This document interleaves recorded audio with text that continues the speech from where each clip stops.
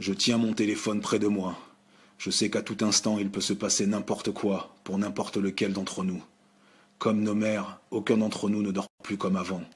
Voilà des mois que je suis à cheval, entre mes jours et mes nuits, toujours debout, même couché. Seul dans la nuit, je fouille à l'infini toutes les occurrences qui portent ton nom sur le net. Je me perds dans la toile, je te cherche, en quête d'explications. Je ne rêve plus.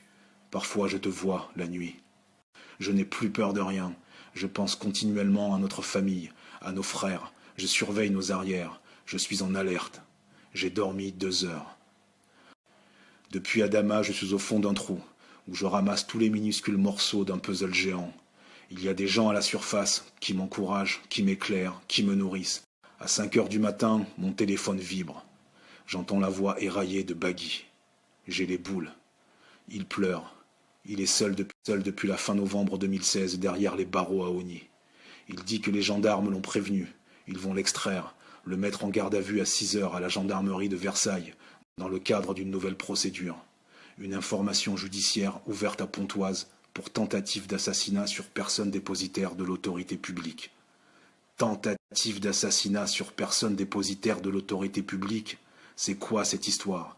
Baggy est déjà en prison pour des outrages, menaces de mort et violences que personne ne l'a vu commettre, pas même les victimes. On lui reproche maintenant d'avoir commandité à plusieurs reprises la mort de plusieurs agents de la force publique. Mais quand? Baggy ne comprend pas plus que moi. Il s'énerve. Il dit qu'est-ce qu'ils vont encore me mettre sur le dos? Pourquoi moi? Ils n'en ont pas assez. Il dit qu'il va péter un câble, tout casser, se battre, rien à foutre. Il sait que Sarah est aussi interpellée à Toulouse, où elle vit avec leur petit garçon de 4 ans. Mais pourquoi? Je lui dis t'inquiète pas, la Sana va s'occuper de ton fils. Je veux qu'il s'accroche à ma voix. Je lui répète qu'il n'est pas seul. Dehors, on est tous là pour lui. En fait, Baggy ne croit plus en rien là. Les démonstrations d'amour et de bienveillance ne suffisent plus. C'est sa liberté qu'il veut retrouver. Isolé entre 4 murs, il macère dans sa douleur. Le peu d'espoir qui lui restait s'évapore. On perd la raison dans une cage, et les autorités le savent. Baggy est un témoin capital. Il t'a vu dans la gendarmerie. Il paie. Ta mort, notre combat, la détermination de la famille, la mobilisation de la population, notre force. À Toulouse, son petit garçon, élève en moyenne section de maternelle, vient d'être conduit à l'école avec sa mère menottée, entourée de gendarmes. La honte. Je ne dis rien, Adama, j'encaisse, je serre les dents, mais je n'oublie rien. La gendarmerie me convoque aussi pour une audition en fin de matinée, à Maison-Alfort. Mama et Issouf sont eux aussi là où tu es mort.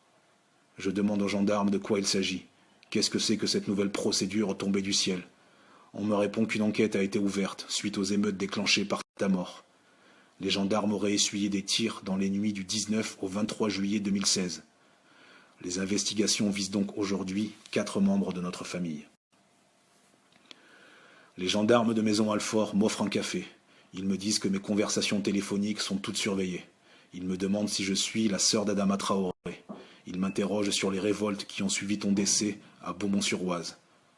Il est question d'une arme donc, un fusil 22 longs rifles chargé de douilles non percutées, que les forces de l'ordre auraient retrouvé.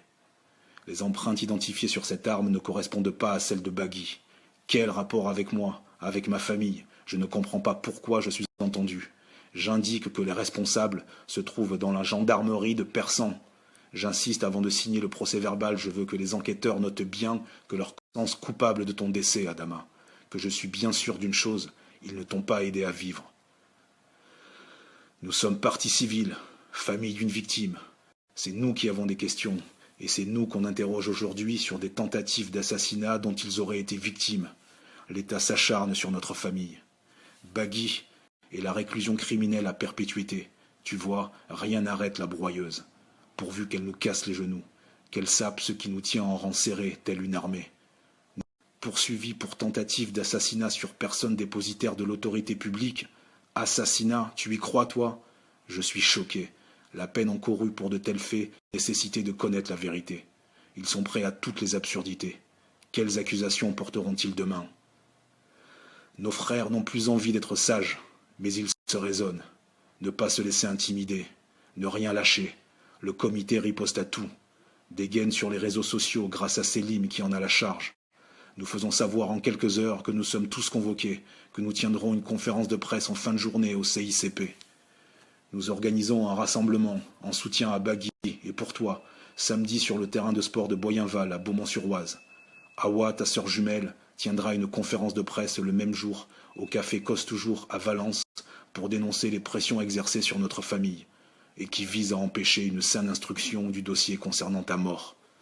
Voilà, je n'ai pas vu Bagui comme c'était prévu aujourd'hui. Il n'a reçu aucune visite depuis le mois de novembre. J'en comprends aujourd'hui les raisons. Il s'agissait de l'isoler.